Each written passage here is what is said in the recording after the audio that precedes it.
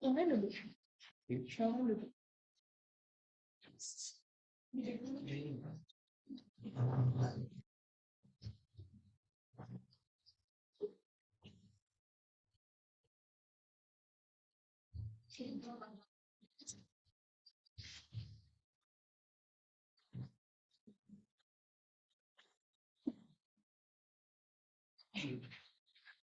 Jadi selamat pagi buat Bapak dan teman-teman sekalian. Siang, siang.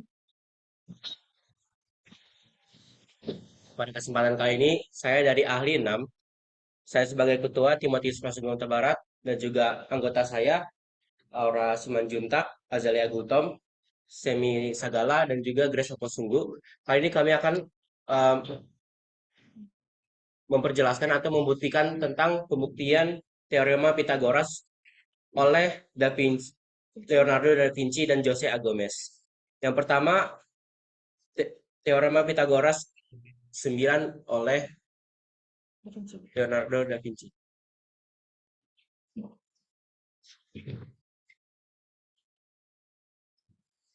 Pembuktian mengenai teorema Pythagoras 9, di mana kita tahu bahwa isi dari teorema Pythagoras itu sendiri adalah A kuadrat tambah B kuadrat sama dengan C kuadrat.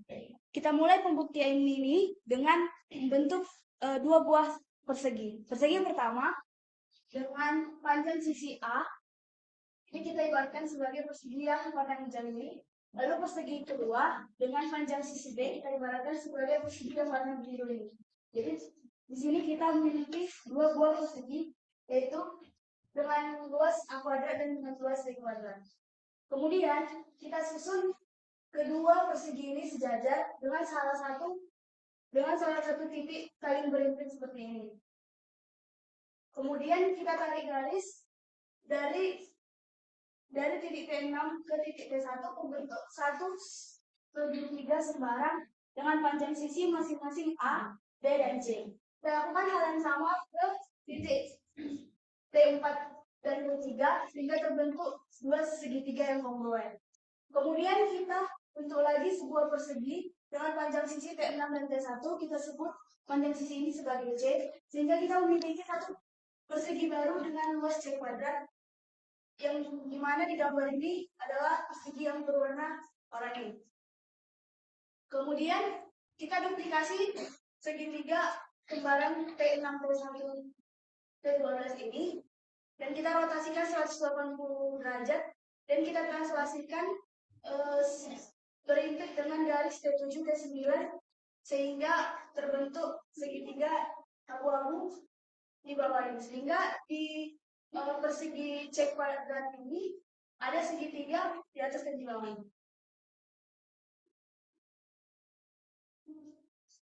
Nah, terus untuk membuktikan teorema Pythagoras yaitu A kuadrat tambah B kuadrat sama dengan C kuadrat, pertama kita membuat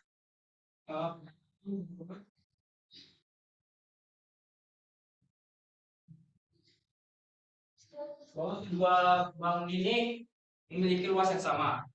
Nah, untuk membuktikannya itu kita susunlah seperti yang tadi.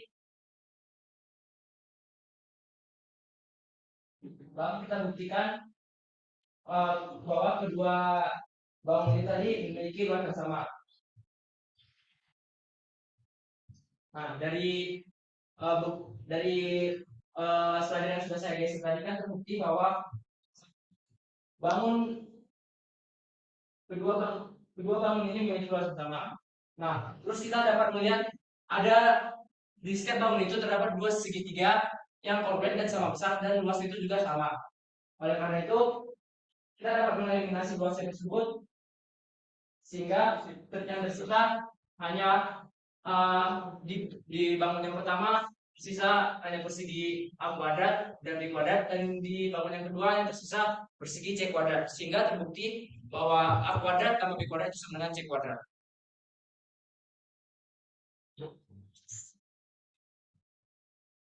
Kemudian di teorema Pythagoras C selanjutnya oleh Dini dan kawan-kawan untuk pembuktian teorema Pythagoras dari Jose A. Gomez.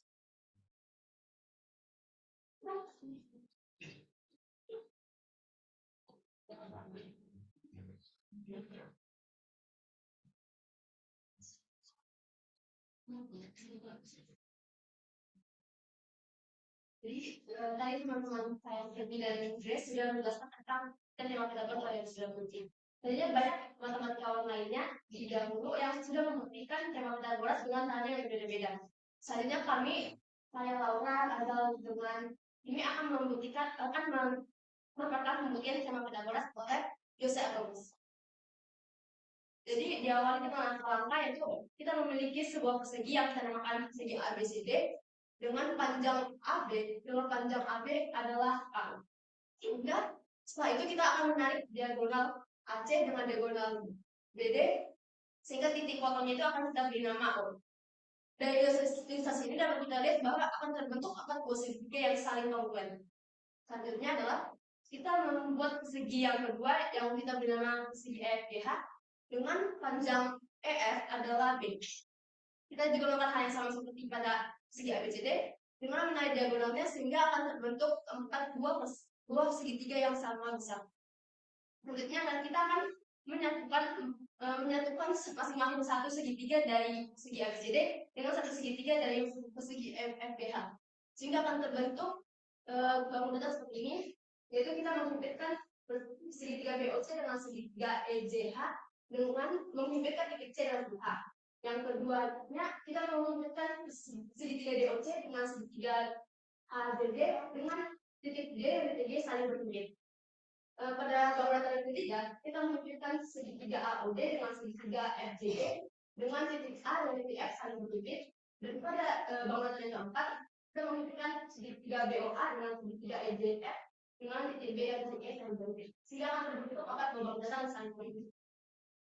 Kemudian kita akan menamakan kedua titik temu dari CH itu sebagai T1, O sebagai T2, B sebagai T3, E sebagai T4, J sebagai T5. Begitu juga seterusnya, ini T6, T7, T4, T8, T9, T10, T11, T8, T12, T13, T14, T15, T12, T13, dan juga T16. Sehingga terbentuklah 4 bangun datar dengan luas yang sama. Kemudian selanjutnya itu kita akan melakukan keempat bangunan tersebut untuk membuat suatu bangunan ini. Caranya adalah dengan titik T4 akan kita himpikan dengan titik T4 yang ada pada bangunan ini, sehingga nanti garis T4 T5 dan juga garis T4 T7 itu saling berhimpit. Begitu juga kita lakukan kepada bangunan yang lain, di mana T8 akan kita himpitkan dengan T8, sehingga nanti T8 T9 dan juga garis T8 T9 dan juga garis T8 T11 akan saling berhimpitan. Titik T12 dan T12 akan kita himpitkan sehingga garis T12 dan T13 akan berhimpit dengan garis T12 dan juga garis T12. Sehingga bangunan yang terbentuk adalah seperti berikut ini. Selanjutnya, kita akan menarik garis dari kita sudah ditemukan persegi, kita akan menemukan persegi dalam tengah-tengah bangunan yang kita buat.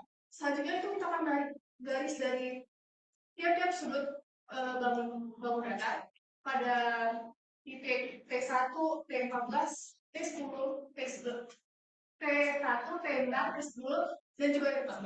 Sehingga dapatlah suatu persegi yang akan ditunjukkan berikut ini. Kemudian kita juga akan menarik garis dari titik T4 ke T12. Kemudian kita akan memanjangnya sampai titik bangun datar paling terakhir. Dan juga kita akan menarik garis diagonal dari T1 dan juga T8. Dan juga kita akan memanjangkannya sampai bangun datar yang ada.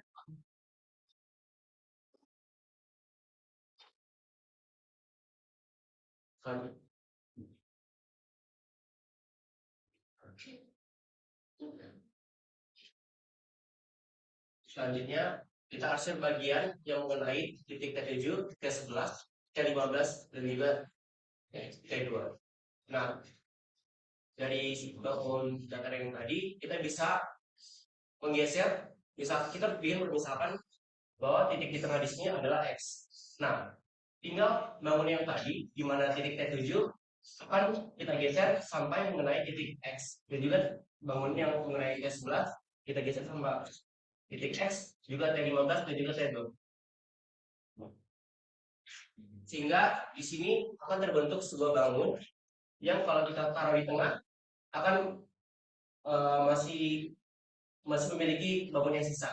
Nah, jadi bangun yang sisa ini akan kita potong sehingga kita transformasikan ke persegi yang di tengah ini untuk membuat persegi sempurna. Nah, sebagai berikut. Nah, namun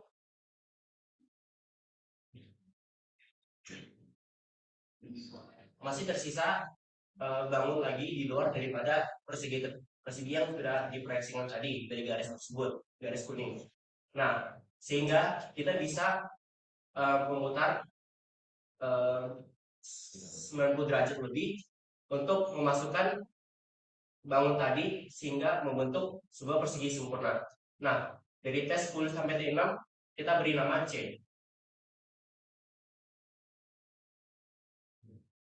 Nah, jadi pembuktian yang di sini adalah kita tadi kan memiliki dua persegi, di mana persegi yang pertama luasnya kita ambil yaitu A kuadrat, di mana diproyeksikan di sini adalah bangunan yang berwarna hijau. Lalu kita bagi 4 menjadi 4 segitiga.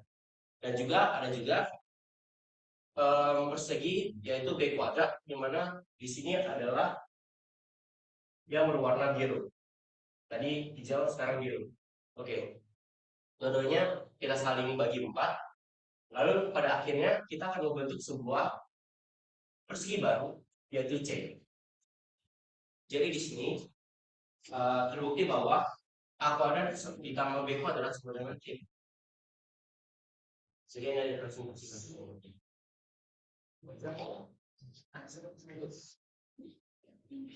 Sekian dari presentasi kami. Terima kasih. Oke, terima kasih buat kelompok ahli 6. Oke, ini kita mulai dari yang pertama tadi.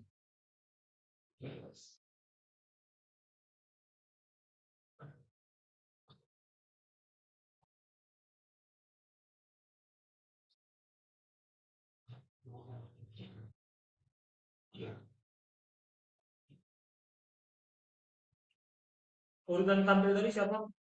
Yang pertama tadi? Grace. Pertama tadi? Semi duluan atau Grace dulu? Dua semi. Laura tadi. Kemudian Aja duluan tadi. Timotius atau Aja ya?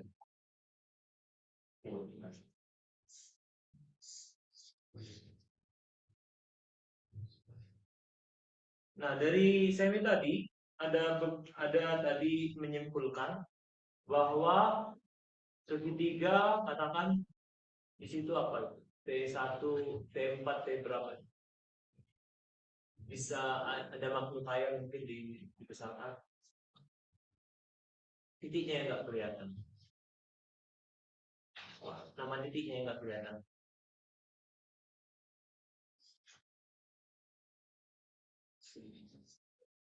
Oke, iya.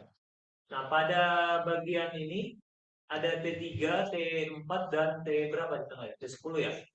Kenapa semi itu bisa dikatakan kongruen dengan segitiga T1, T10, T6? Karena segitiga T1, T6, dan T10 itu dihasilkan dari pencerminan segitiga T4, T3, dan T10 terhadap garis T5 dan T2. Nah, itu kan secara GeoGebra prosesnya. Pertanyaannya, apa penjelasan? Apakah memang dari prosesnya memang dikatakan itu pencerminan? Ada dikatakan dia pencerminan? Kenapa dia kongruen? Itu apa kriteria yang mau kamu pilih untuk menyatakan dia kongruen? Karena ada beberapa kriteria ya bisa sisi-sisi ya, tiga sisi kan, tiga sisi sama bersesuaian atau sisi sudut. Apa yang mau kamu pakai di sini? Jadi segitiga T6, T1, T10 itu memiliki panjang sisi salah satu panjang sisinya itu A dan salah satu panjang sisinya itu lagi B. Dan juga begitu juga dengan segitiga T4, T3 dan T10. Lalu di sini eh, pakai hubungan garis dan sudut. Sudut yang di sini, sudut yang dibentuk di sini itu sama dengan sudut yang dibentuk itu di T4. Karena kalau kita tarik garis lurus di sini dan Bisa disebutkan nama sudutnya, nak? Sisi mana yang kamu sebutkan, sudut mana yang kamu sebutkan? jadi sisi T6, T10 pada segitiga T1, T6 dan T10 itu sama dengan panjang sisi T4 sampai T10 pada segitiga T3, T4, T10. Kenapa sama?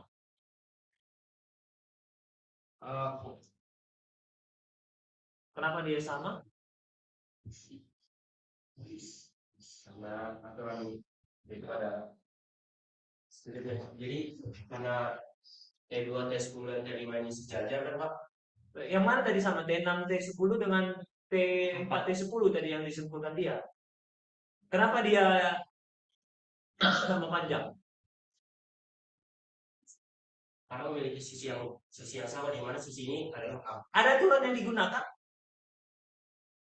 Ada aturan yang digunakan kira-kira? Ada aturan yang digunakan untuk menyatakan itu sama? Apa? Aturan apa? Kenapa Laura? Laura mau menyampaikan sesuatu tapi ragu. Apa? Pak, ini kan segitiga satu. Ini dari segitiga dari sebelum dapat itu sama besar karena mereka berasal dari persegi T6, T10, T5, T5. Oh, enggak, maksud Bapak sederhana aja. Kenapa belum masuk ke kesimpulan? Hanya menjelaskan kenapa T6, T10 sama dengan T6, T4, T10 gitu. Kenapa dia sama? Dia sebuah persegi.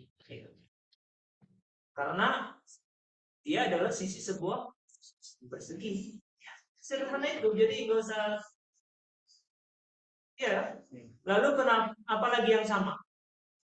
panjang sisi T10, T1 dengan T10, T3.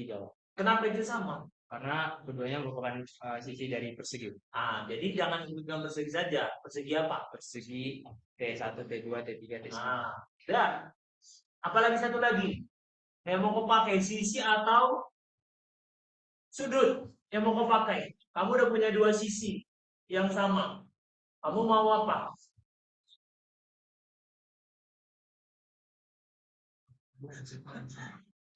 Enggak apa-apa, sama-sama aja. Ini udah masuk sesi tanya jawab, kalian bebas untuk menjawab. Apa kira-kira? Apa yang mau dibuat sama? Sisi kah? Sudut. Sudut mana yang bakalan sama? Sudut T1, T10, T6 itu bakal sama dengan sudut T3, T10, T4. Kenapa sama? Karena ini totalnya terus 90 derajat Pak. Kalau sudut daripada persegi kan 90 derajat. Sehingga ini 90 derajat, ini 90 derajat. Dan karena panjang sisinya sama, maka kedua sudut tersebut juga sama panjangnya, itu besarnya 90 derajat. Oke, jadi apa argumennya? Jadi karena maka disimpulkan dia kongruen. Nah, gitu. Bahwa belum menemukan penjelasan itu di sini. Ada dijelaskan seperti itu di sini? Ada penjelasannya? Enggak ada enggak? Itu aja. Jangan dibilang kurang lengkap. Pertanyaannya ada atau tidak? Belum ada. Maka ditambahkan di bagian mana nanti? Di langkah keberapa? Di sini ada langkah keempat itu. Ya, silakan ditambahkan pada langkah keempat. Jadi yang masih dijelaskan di situ adalah proses penggambaran. Reasoningnya masih belum ada tambah tadi di situ ya. Oke. Kemudian argumennya tadi dilanjutkan dengan apa tadi? Kalau masih ingat. Habis itu apa yang mau diamati? Agak cepat tadi, karena kamu balik-balik ke situ jadi terpotong informasi itu. Gimana tadi konteksnya? Segitiga T7, T9 dengan T8 itu juga kongruent dengan segitiga T1, T10, T6. Kenapa? Pertama, panjang sisi T7, T9 itu sama dengan panjang sisi T6, T1. Karena keduanya merupakan sisi dari persegi T1, T9, T7, T6. Lalu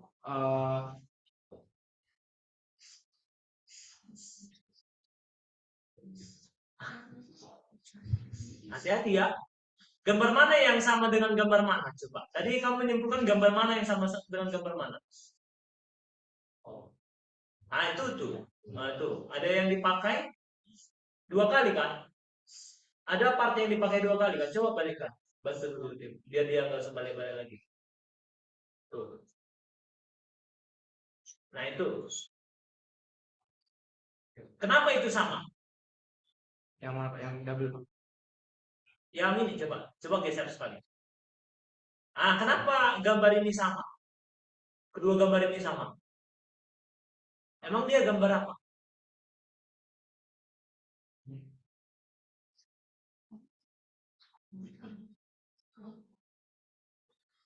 Gambar segi 6. Yang lain boleh juga bantu.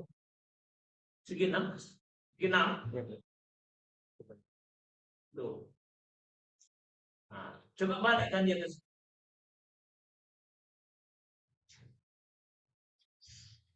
bisa jelaskan kepada Bapak, ini Bapak ngasih panduan ya. Nanti mohon gambar di GeoGebra sesuaikan dengan gambar di sini. Penamaannya itu tetap T6 itu bisa diganti jadi caption. Coba klik kanan satu, caption. Klik kanan satu titik. Di satu titik klik. Klik kanan object properties. Oke, ada pilihan caption. Buat aja di situ captionnya apa? Huruf apa? Di caption diganti apa? Misalnya di sini G, itu G besar, enter. Nah itu akan berubah jadi G. Tapi nama titiknya tetap T, namanya tetap T. Jadi bisa. Jadi jangan terserah kalian mana yang mau dipakai. Boleh juga pakai T1, cuman di sini harus disesuaikan. Samakanlah LKPD dengan kalau di PowerPoint dengan titik nggak apa-apa, tapi harus sama.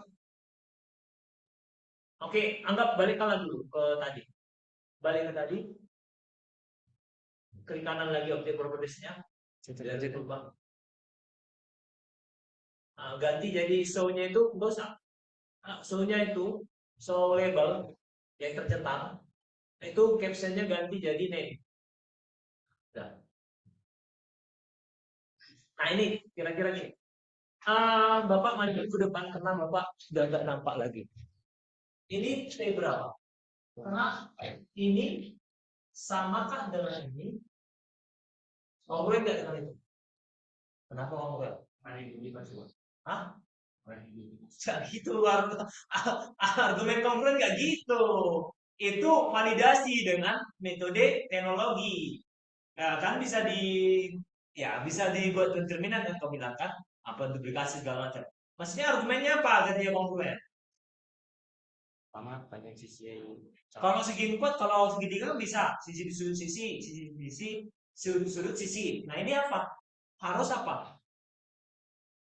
Apa dia segi 4 dia kongruent? Apa syaratnya? Apakah cukup sisinya sama? Nah, coba cari nanti argumen untuk agar segi 4 itu kongruent. Tapi yang pasti yang gampang dilihat, tadi kan ini bisa dijelaskan kenapa ini kongruent dengan ini kan? Dari apa? Proses drawing mungkin ya. Memang di setting ini sama kan? Beda dengan yang di atas itu. Atas itu kan gimana? Dihubungkan kan? Dia bukan di drawing, paham nggak? Bukan dibentuk, tapi menghubungkan T3 dengan T4. Jadi harus divalidasi bahwa gambar yang dihasilkan sama dengan ini. Sedangkan ini memang didesain kan sama kan? Oke, jadi nggak perlu divalidasi ya, memang given kata istilahnya, diberikan memang seperti itu. Nah sekarang, nah ini apa sih guna garis putus-putus ini? Kamu nggak ngerti apa gunanya? Paham apa gunanya garis putus-putus itu? Untuk menjelaskan apa?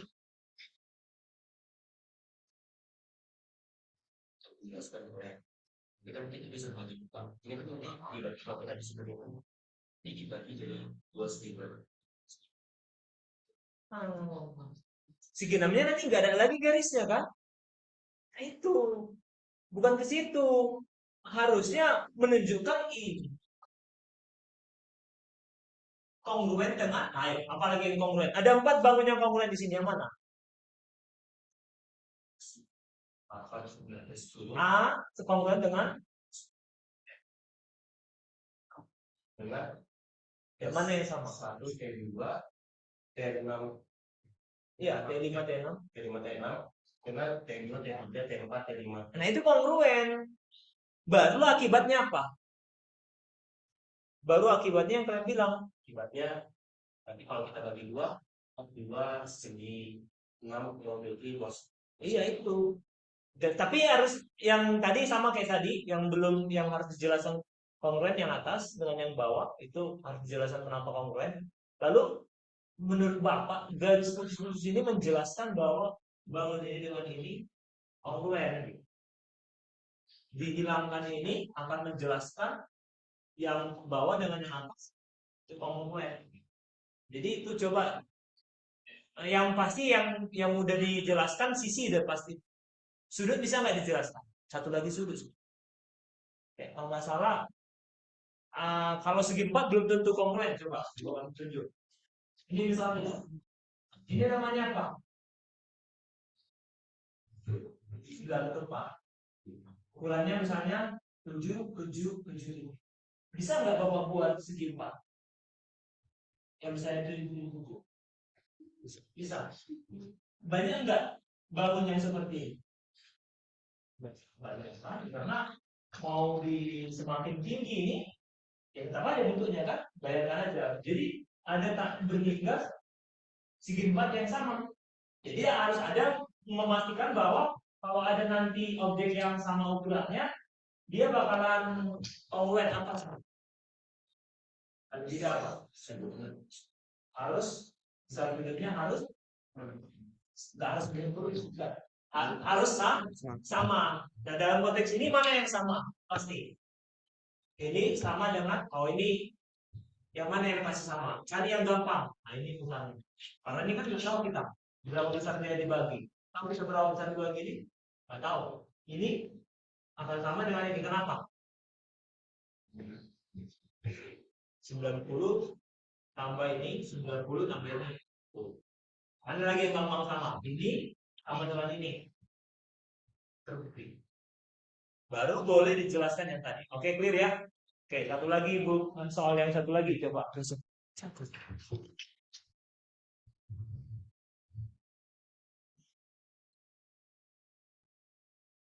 Oke, Bapak pertama ingin apresiasi PowerPoint-nya udah dipersiapkan dengan matang. Tadi jawabannya juga udah sangat baik ya. Tinggal ini bagian di LKPD yang harus dimatangkan lagi ya. Coba bagian ini coba dipresentasikan. Oh ya, catatan untuk ini kalian nggak kayaknya waktu memindahkan berubah-ubah terus ukurannya. Ukuran yang ini jangan kalian ubah.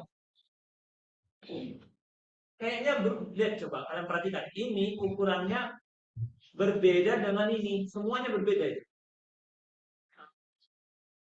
Tadi proses penjelasannya ini nih beda. Lihat ini nggak sama dengan ini. Ini diperkecil atau gimana? Ini Atau diubah ukurannya? Diubah. Nah itu maksudnya ya sama ukuran yang ketika kau buat ukurannya segini di sini harus segitu.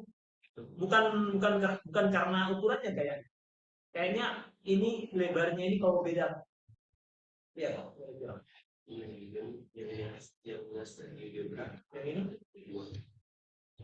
Oh ya, artinya kan ini bisa kenapa nggak dipindahkan? Ini dari yang apa? Dokumentasi.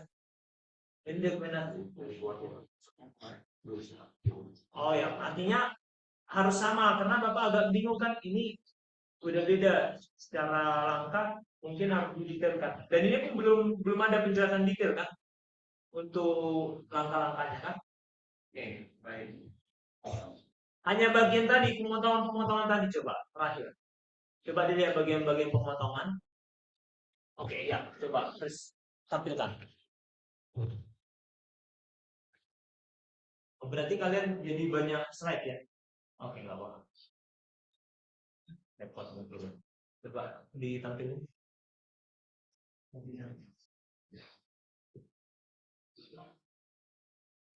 Nah, oke. Coba lanjut. Nah, ini proses pemutarannya gimana ceritanya? Yang biasa itu. Enggak, yang di tengah mengubah jadi persegi. Ingat, ada kan? Kan jadi kalau disusun ulang jadi persegi kan dia? Itu argumen yang kalian bilang tadi kan? Reasoningnya apa? Kenapa itu bisa jadi persegi? Apa argumennya? Ada yang mungkin membayangkan argumennya? Argumen kenapa ini bisa disusun ulang menjadi sebuah persegi? Berarti kan kalau gimana gitu? Kalau bahasa ini, ya, ini betul. Ini ya, ini tidak. Bukan. Ya, sudah begini. Nanti kita akan. Itu apa sebelum kalau berarti itu ceritanya dari mana? Gini ya.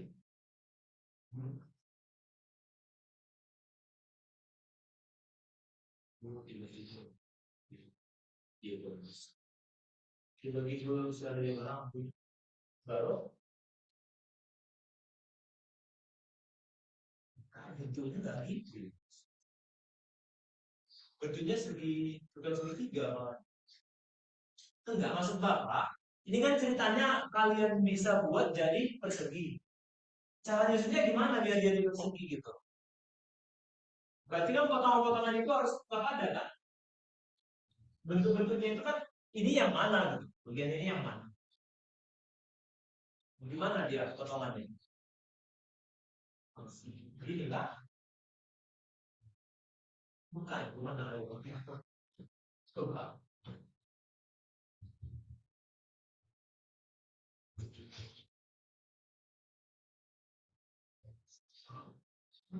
Coba. Kan kalau dari prosesnya langsung bilang aja dia kan? Kalau hilang diganti jadi persegi.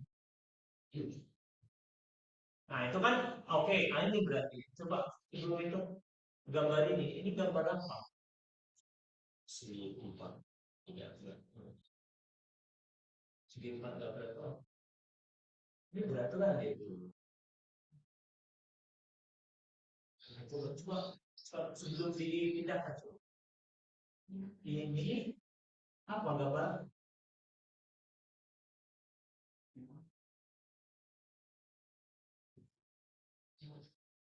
Caranya sendiri gimana? Kalau ini kan jelas kan, bagian yang ini ke sini kan. Tinggal jelaskan kenapa segitiga ini kongruen itu aman itu. Gak ada masalah. Ini nih cerita bentuk ini jadi ini apa? Kalau dari gambar awal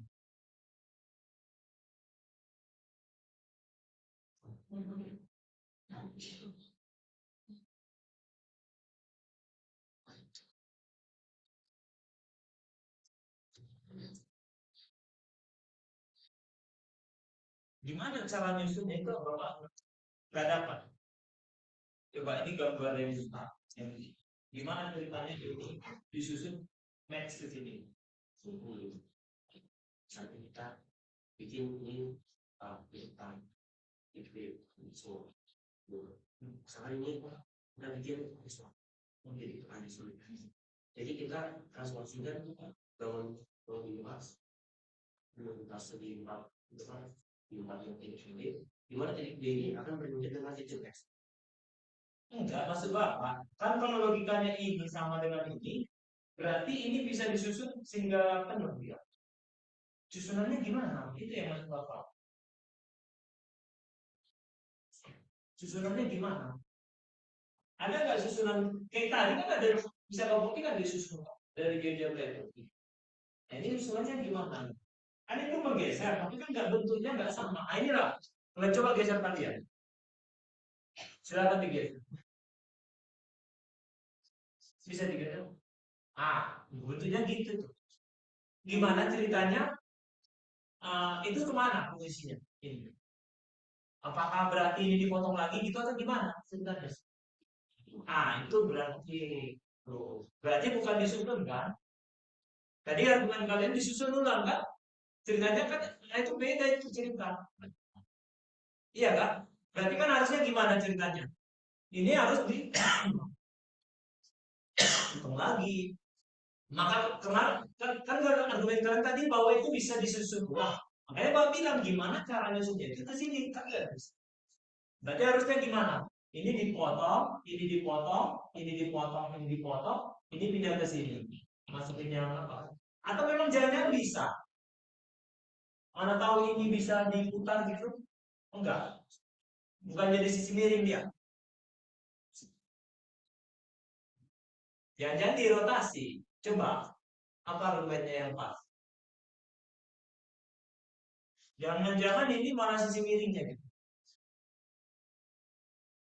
Iya enggak? Itu sisi miring enggak? Nah, juga itu yang bisa memprediksi. Coba, bisa nggak kalau komputer ini lagu bisa nggak pas nggak dia ukurannya? Kalau pas berarti kalau menurut Bapak gambar ya ini sebelum gambar ini kayaknya sama dengan ini. Enggak ya? Enggak sama ya? Ini enggak sama dengan ini. Enggak mungkin kan? Atau ini? Enggak, berarti memang dipotong ceritanya. Nah, pastikan kalian kalau dipotong berarti itu butuh ada proses lagi enggak? Nah, itu coba diputar dia. Bisa. Kalau bisa diputar berarti ya udah disusun ulang.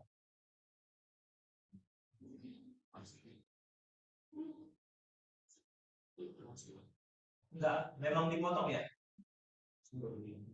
Ada yang berarti bagian berlebih itu akan dipotong ulang dan dimasukkan ke bagian yang bersisa. Jadi berarti dalam proses penjelasannya itu berarti memang ini yang dipindahkan ke sini kan, dibuang masukkan ke sini, buang masukkan ke sini, buang masukkan ke sini, buang.